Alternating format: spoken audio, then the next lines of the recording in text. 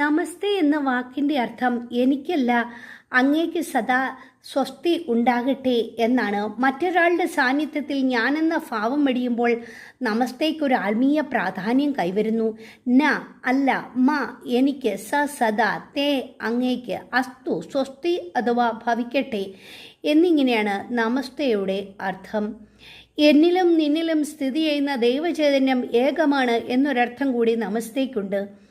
മാതൃപിതൃ തുല്യർക്ക് ഉദരത്തിന് സമീപം, സമാനതയുള്ളവർ സുഹൃത്തുക്കൾ ഇവർക്ക് ഹൃദയഭാഗത്ത്, ആചാര്യർ ഗുരുക്കൾ ഇവർക്ക് മുഖത്തിന് മുന്നിൽ, രാജാവിന് തലയ്ക്ക് മുകളിൽ. കരങ്ങൾ കൂപ്പി നമസ്തേ ചൊല്ലണം. ദൈവ തിരുമുൻപിൽ തലയ്ക്ക് മുകളിൽ കരങ്ങൾ കൂപ്പിയ സാഷ്ടാംഗം പ്രണമിച്ച് നമസ്തേ ചൊല്ലണം. ഇതൊരു ഭാരതീയ ആചാരമാണ്. അഹം അഥവാ ഞാനെന്ന ഭാവം ഇല്ലാതാക്കലാണ് ദൈവാരാധനയുടെ ആദ്യപടി. അഹംഭാവം സത്യത്തെ പരിത്യജിക്കുന്നു. ഏഷ്യ 14:12-15 തിരുവചനങ്ങൾ ഇപ്രകാരം പറയുന്നു: ഉഷസ്സിന്റെ പുത്രനായ പ്രഭാത നക്ഷത്രമേ, നീ എങ്ങനെ ആകാശത്ത് നിന്ന് വീണു?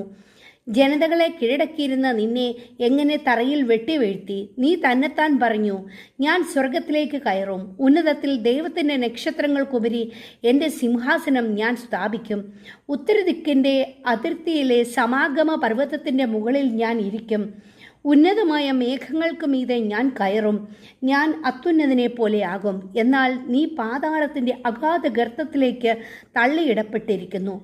അതായത് മാലാഖ അഹങ്കരിച്ചപ്പോൾ അതിൻ്റെ ദൈവചൈതന്യം നഷ്ടമായി. ആ നരകസർപ്പത്തിൻ്റെ തല തകർത്ത പരിശുദ്ധ കന്യകാമറിയമേ, അമ്മയ്ക്ക് സ്വസ്തി സ്വസ്തി സ്വസ്തി. ആമേൻ.